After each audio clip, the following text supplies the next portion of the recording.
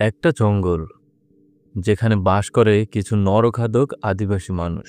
তাদের জঙ্গলে যদি একবার কেউ ভুলক্রমেও ঢুকে পড়ে তাহলে তার বেঁচে ফেরা প্রায় অসম্ভব। কারণ তারা মানুষদের শরীর থেকে মাংস কেটে রাখে এবং সেই মানুষদেরকে ওই ভয়ঙ্কর জঙ্গলের মধ্যে জ্যান্ত ছেড়ে দেয়। কেন তাদেরকে আবার জ্যান্ত ছেড়ে দেয়? আর এই জঙ্গলে থাকা নরখাদক আদিবাসীরা এত মানুষ ধরে মাংস কাটে যে কারণে জঙ্গলের একটা পুকুরের পানির রং সবসময় লাল থাকে। একটা সেরা সার্ভাইভাল থ্রিলার মুভি যার নাম রিভার অফ ব্লাড।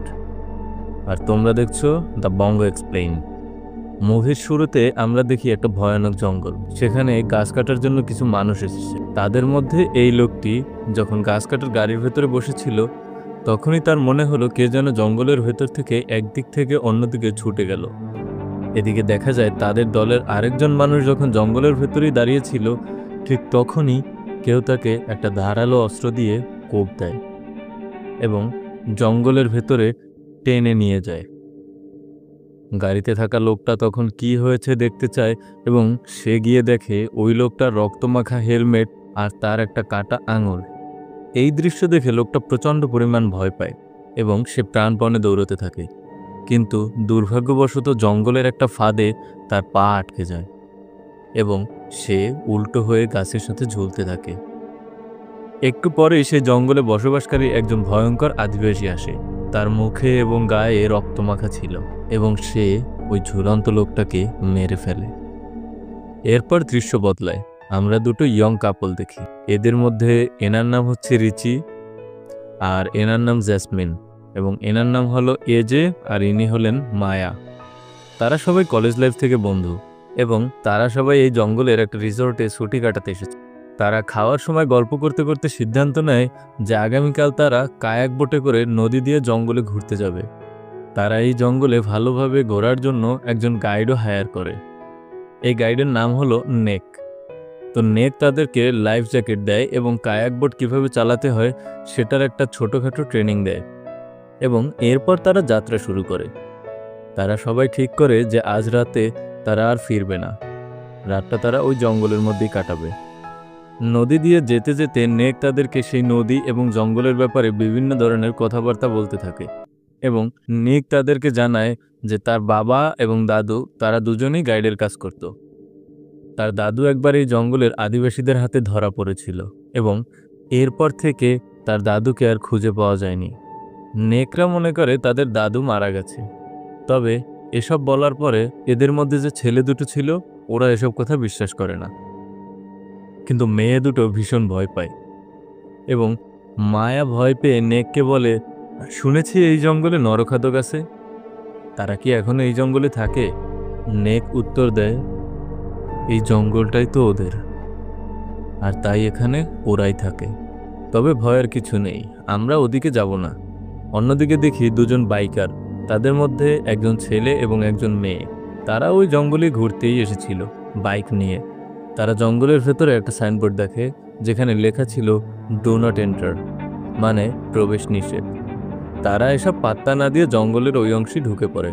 তো হঠাৎ ছেলে বাইকারটার গলায় কেউ একজন কোপ মারে এবং তাকে সেখানেই মেরে ফেলে। মেয়েটিও বাইক থেকে পড়ে যায়। মেয়েটি ছেলেটির বাইকের কাছে গিয়ে তাকে দেখতে গেলে সে দেখতে পায় একটা রক্তের পুকুরের মধ্যে পড়ে থাকা ছেলেটার দেহ, আর অনেকটা দূরে তার কাটা মাথাটা পড়ে আছে। মেয়েটা প্রচণ্ড জোরে চিৎকার করে এবং দৌড়াতে শুরু করে। দৌড়তে দৌড়তে সে একটা গুহায় ঢুকে পড়ে। সে গুহার এক কোণে বসে নিজেকে ফোনে ভিডিও করতে থাকে এবং ভিডিওতে বলতে থাকে যে তাদের সাথে কি কি হয়েছে। আর তখনই দেখা যায় একজন আদিবাসী আসে সেখানে এবং মেয়েটাকে মেরে ফেলে। তো এদিকে রিচি এবং তার সাথের সবাই রাতে জঙ্গলে থাকার বন্দোবস্ত করে ফেলে। রাতে মায়া যখন নিকের সাথে কথা বলছিল তখন নিক তাকে দুটো লোকের গল্প বলে যারা এই জঙ্গলে কাঠ কাটতে এসে আদিবাসীদের কবলে পড়ে গিয়েছিল এবং আরও বলে যে এই জঙ্গলের আদিবাসীরা তাদের শিকারকে সাথে সাথে মেরেও ফেলতে পারে। আবার কিছু কিছু সময় এখানকার আদিবাসীরা তাদের শিকারের শরীর থেকে কিছুটা মাংস কেটে রাখে এবং তাদেরকে বাঁচিয়ে রাখে। আসলে বাঁচিয়ে রাখার কারণ হচ্ছে যেহেতু এই জঙ্গলে কোনো ইলেকট্রিসিটি নেই এবং আদিবাসীদের কাছে কোনো ফ্রিজ নেই বা মাংস সংরক্ষণ করার কোনো ব্যবস্থাও নেই, তাই তারা তাদের শিকারের শরীর থেকে কিছুটা মাংস কেটে খায়, এরপর তাকে ওই জঙ্গলেই ছেড়ে দেওয়া হয়। কিন্তু তীব্র যন্ত্রণায় সে বেশি দূর পালাতে পারে না এবং পরবর্তীতে প্রয়োজন পড়লে তাকে আবার ধরে নিয়ে আসে এবং তার শরীর থেকে আবার মাংস কেটে খায়। তো এদিকে আমরা দেখি রাতে সবাই ঘুমিয়ে যাওয়ার পর এজে আর জেসমিন লুকিয়ে কথা বলছিল এবং তাদের কথা বলা দেখে বোঝা যায় এজে আর জেসমিনের মধ্যে অবৈধ সম্পর্ক রয়েছে। পরের দিন সকালে উঠে রিচিকে খুঁজে পাওয়া যাচ্ছে না এবং তারা দেখে যে নিকের যে কায়াক বোটটা ছিল, যার মধ্যে তাদের সমস্ত জিনিসপত্র ছিল, সে কায়াক বোটটাও সেখানে নেই। মানে রিচি কায়াক বোটটা নিয়ে কোথাও চলে গেছে। রিচি আসলে গতকাল রাতে এজে এবং জেসমিন যে কথা বলেছিল তা সব শুনে ফেলেছিল এবং সে এসব সহ্য করতে পারে না, কারণ সে যাকে এত ভালোবেসেছে তার কাছ থেকে এভাবে ধোঁকা পেল। তাই সে সেখান থেকে চলে গেছে। তারা সকলে রিচিকে খোঁজার উদ্দেশ্যে বেরিয়ে পড়ে। খুঁজতে খুঁজতে তারা এমন একটা জায়গায় আসে যেখানে নদী দুভাগ হয়ে গেছে। একদিকে খরস্রোতা থাকার কারণে সেদিকে কায়াক নিয়ে যাওয়া সম্ভব নয় এবং অন্যদিকে সেই নরখাদক আদিবাসীদের গ্রাম। নিক সেদিকে যেতে একেবারেই রাজি হয় না এবং বাকিদের সে বোঝানোর চেষ্টা করে এর থেকে ভালো হয় আমরা এখান থেকে ফিরে যাই এবং ফরেস্ট ডিপার্টমেন্টকে গিয়ে আমরা সবকিছু খুলে বলি। তখন তারা রিচিকে খুঁজে বের করবে। আমরা কেন শুধু শুধু নিজেদের প্রাণের ঝুঁকি নিয়ে ওই নরখাদক আদিবাসীদের আস্তানায় যাব? কিন্তু এ যে এতে আপত্তি জানায়।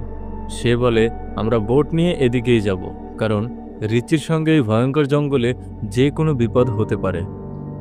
আমরা ওকে একা ফেলে যেতে পারি না।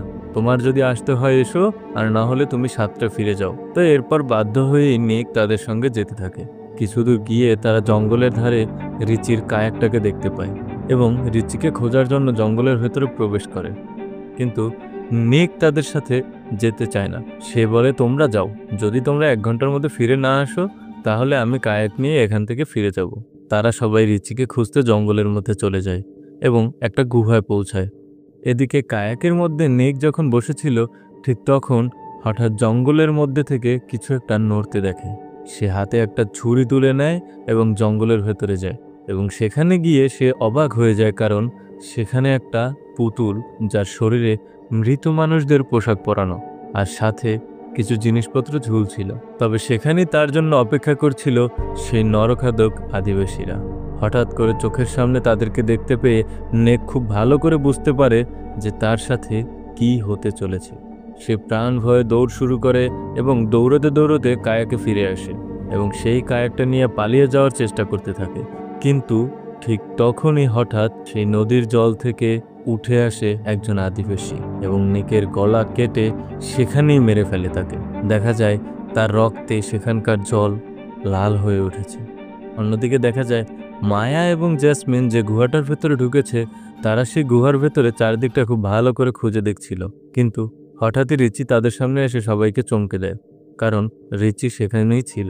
এবং এরপর তারা চারজন আবার কায়াকে ফিরে আসে। ফিরে তারা নিক এবং কায়াকটা দেখতে পায় না। নিককে না দেখতে পেয়ে তারা মনে করে সে হয়তো তাদেরকে রেখেই চলে গেছে।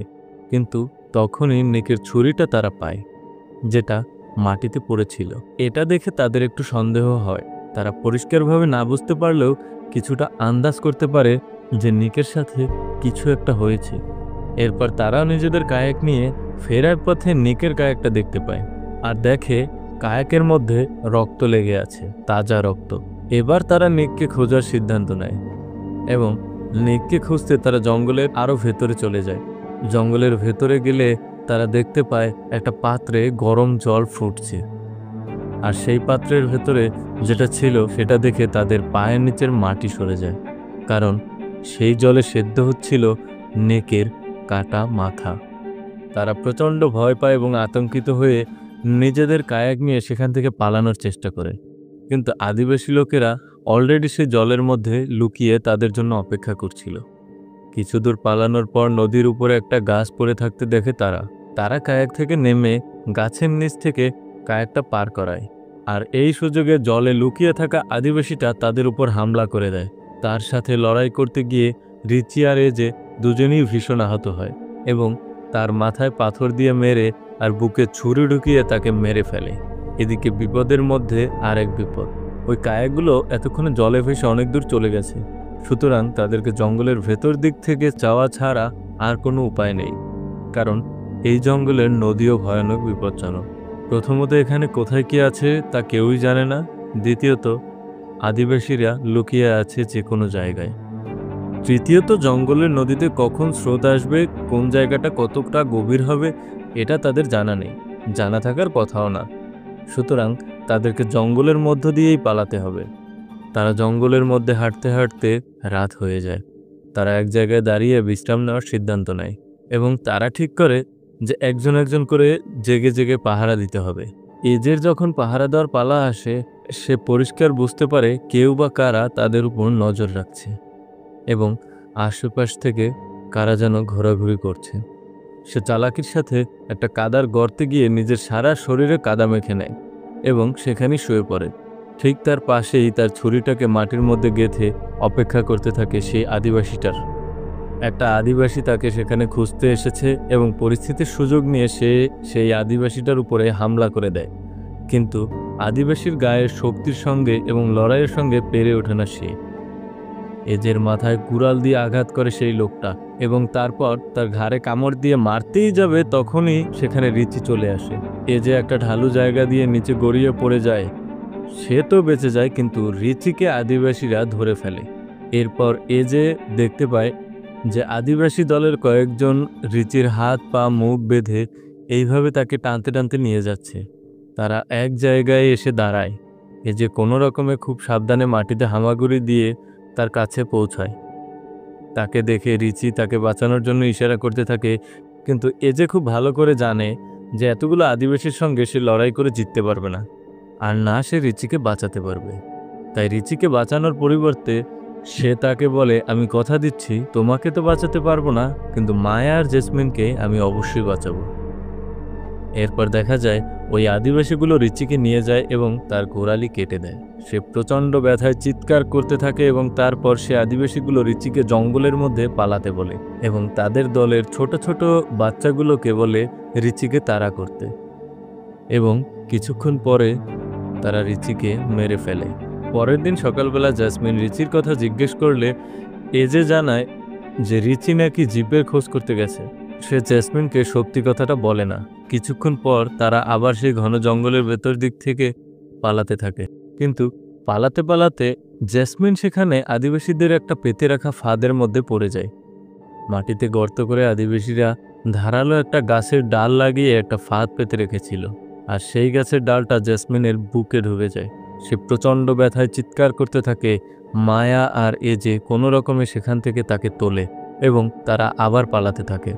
তারা পালাতে পালাতে নদীতে পৌঁছায় এবং নদী দিয়ে এগিয়ে গিয়ে তারা একটা কায়াক খুঁজে পায় এবং সেই কায়াকের সাহায্যে তারা আরও কিছুটা দূরে পৌঁছে যায়। কিন্তু আদিবাসী এলাকা থেকে তারা বেরোতে পারে না, কারণ জঙ্গলটা ওদের এবং এই জঙ্গলের কোনায় কোনায় ওরা ছড়িয়ে আছে। তাদের উপর আবার এক আদিবাসী হামলা করেন এবং এজেকে আহত করে ফেলে। এজেকে আহত করে সে মেয়ে দুটোর দিকে আগাতে থাকে, কিন্তু তাদেরকে কিছু করার আগেই এজে সেখানে চলে আসে এবং লড়াই করে সেই আদিবাসীটার মাথা কেটে শরীর থেকে আলাদা করে দেয়। এজে যেন তার সঙ্গীদের মৃত্যুর বদলা নিল এভাবে। কিন্তু তারা এখানেই থেমে থাকে না। এজের শরীর আর মনের মধ্যে বদলার আগুন ফুটে উঠেছে।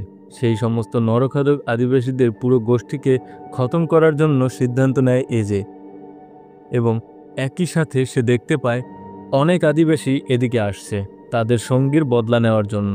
এজে খুব পরিষ্কারভাবে বুঝতে পারে যে তারা তিনজন এখান থেকে বেঁচে ফিরতে পারবে না, কিন্তু রাস্তা একটা আছে। সেটা হচ্ছে এজে আদিবাসীদের সঙ্গে মারামারিতে ব্যস্ত থাকবে এবং অন্যদিকে এই দুজন মেয়ে পালাতে থাকবে। এজে সেই আদিবাসীদের সঙ্গে লড়াই করার জন্য এগোতে থাকে, কিন্তু আদিবাসীরা সবাই মিলে এজেকে শেষ পর্যন্ত মেরে ফেলে এবং শেষ পর্যন্ত দেখা যায় ওই মেয়ে দুজন নদী বরাবর এগিয়ে একটা চরের উপরে পৌঁছায় এবং ফরেস্ট ডিপার্টমেন্টের গাড়ি তাদেরকে খুঁজে পায়। ভয়ানক মৃত্যু আর নরখাদক আদিবাসীদের কাছ থেকে শেষ পর্যন্ত এই মেয়ে দুটো শুধুমাত্র বেঁচে ফিরল, আর মুভিটা এখানেই শেষ হয়ে যায়। তো কেমন লাগলো আজকের ভিডিও অবশ্যই কমেন্ট করে জানাবে, আর চ্যানেলে নতুন হয়ে থাকলে অবশ্যই সাবস্ক্রাইব করে রাখবে। আল্লাহ হাফেজ।